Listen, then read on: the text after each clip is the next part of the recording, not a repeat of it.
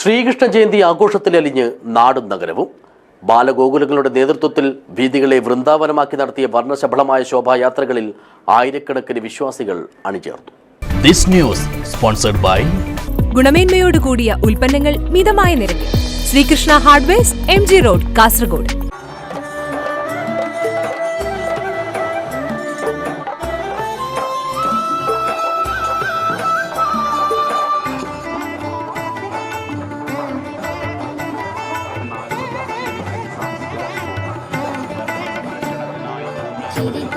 മഹാവിഷ്ണുവിന്റെ 8ാമത്തെ അവതാരമായ ശ്രീകൃഷ്ണന്റെ ജന്മദിനമാണ് ശ്രീകൃഷ്ണ ജയന്തി അഥവാ ജന്മാഷ്ടമിയായി ആഘോഷിക്കുന്നത്. ചിങ്ങമാസത്തിൽ രോഹിണി നക്ഷത്രവും അഷ്ടമിയും ഒരുമിച്ച് വരുന്ന ദിവസമാണിത്. കൃഷ്ണാഷ്ടമി, ഗോകുലാഷ്ടമി, അഷ്ടമി രോഹിണി എന്നീ പേരുകളിലും ഈ സുദിനം അറിയപ്പെടുന്നു. ഹൈന്ദവ വിശ്വാസമനുസരിച്ച് ഈ ദിവസം ഭക്തിയോടെ ഉപവസിക്കുന്നത് വളരെ പുണ്യമായും കണക്കാക്കപ്പെടുന്നു. ഇതിനു പുറമെ ആരാധനാലയങ്ങൾ കേന്ദ്രീകരിച്ച് വിവിധവും വിപുലവുമായ ആഘോഷ പരിപാടികളും നടത്താറുണ്ട്. ബാലഗോകുലങ്ങളുടെ നേതൃത്വത്തിൽ നടത്തുന്ന ശോഭായാത്രകളാണ് ഇതിൽ ഏറ്റവും പ്രഥമവും പ്രധാനവും.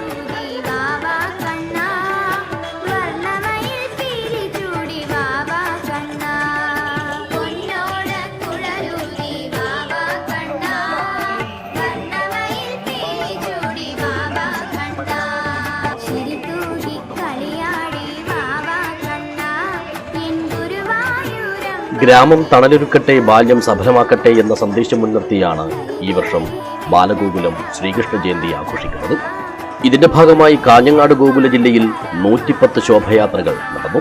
പരവനടുക്കം, മേൽപ്പറമ്പ്, ഉദുമ, ബന്തെടുക്ക, കുണ്ടംകുഴി, കുറ്റിക്കോൽ, കാഞ്ഞങ്ങാട്, രാംനഗർ, പുല്ലൂർ, പൂച്ചക്കാട്, അമ്പലത്തറ, കൊട്ടോടി, കള്ളാർ, കോളിച്ചാൽ, നീലേശ്വരം, തൈക്കടപ്പുറം തുടങ്ങിയ 16 ഇടങ്ങൾ കേന്ദ്രീകരിച്ചായിരുന്നു ഇത്തവണത്തെ മഹാശോഭയാത്രകൾ.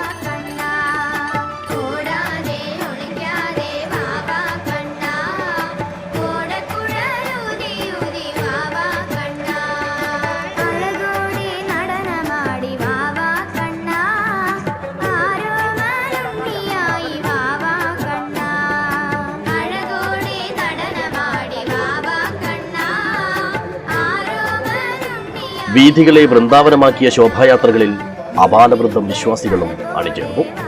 നിഷ്കളങ്കതയുടെയും കൗതുകത്തിന്റെയും ഭാവതലങ്ങളുമായി ഉണ്ണിക്കണ്ണന്മാരും വെണ്ണക്കുടങ്ങളും കൈകളിലേന്തിയുള്ള നൃത്തച്ചുവടുകളുമായി ഗോപികമാരും രാമായണ മഹാഭാരത കഥകൾ പുനരവതരിപ്പിക്കുന്ന നിശ്ചല ചലന ദൃശ്യങ്ങളും ശോഭായാത്രകളിൽ അഴകിന്റെ പീലികൾ വിടർത്തി.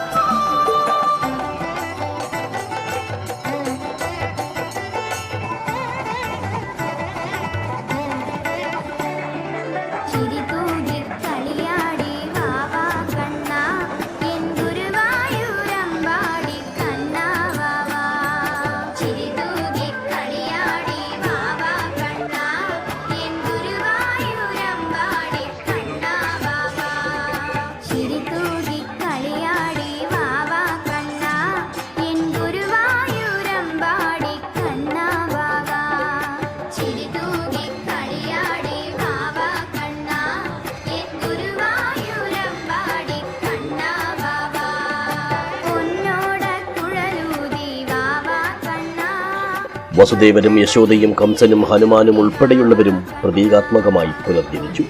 ഇങ്ങനെ ഈ വർഷവും ശ്രീകൃഷ്ണ ജയന്തി ദിനത്തിൽ നാടും നഗരവും അക്ഷരാർത്ഥത്തിൽ അമ്പാടിയായി മാറി. ആഘോഷഭാഗമായി പലയിടങ്ങളിലും ഗോപൂജ, ഉറിയടി, സാംസ്കാരിക സമ്മേളനങ്ങൾ തുടങ്ങിയവയും നടന്നു. ജന്മാഷ്ടമി ദിവസം അർദ്ധരാത്രിയാണ് ശ്രീകൃഷ്ണൻ പിറന്നതെന്നാണ് സങ്കല്പം.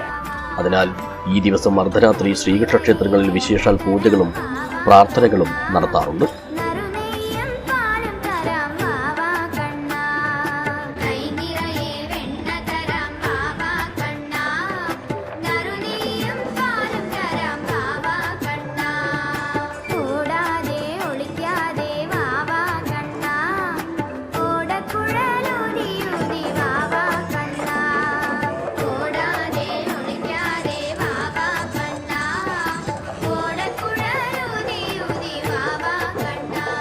ത്രേതായുഗത്തിലെ ദേവാസുര യുദ്ധത്തിൽ കൊല്ലപ്പെട്ട അസുരന്മാർ ദ്വാപരയുഗത്തിൽ ഭൂമിയിൽ പിറന്നുവെന്നാണ് വിശ്വാസം.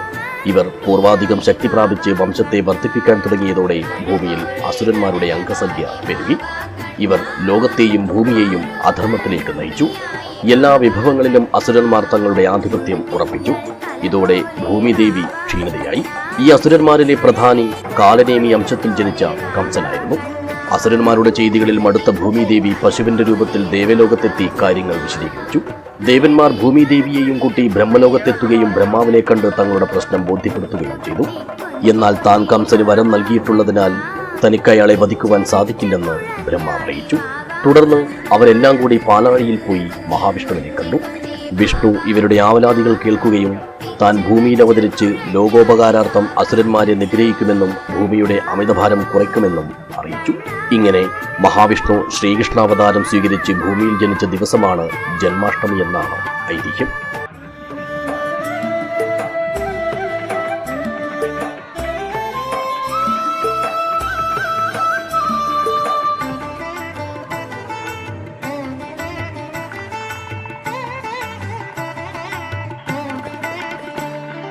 ചിരിതൂകി കളിയാടി വാവാ കണ്ണ എൻ ഗുരുവായൂരമ്പാടി കണ്ണ വാവാ.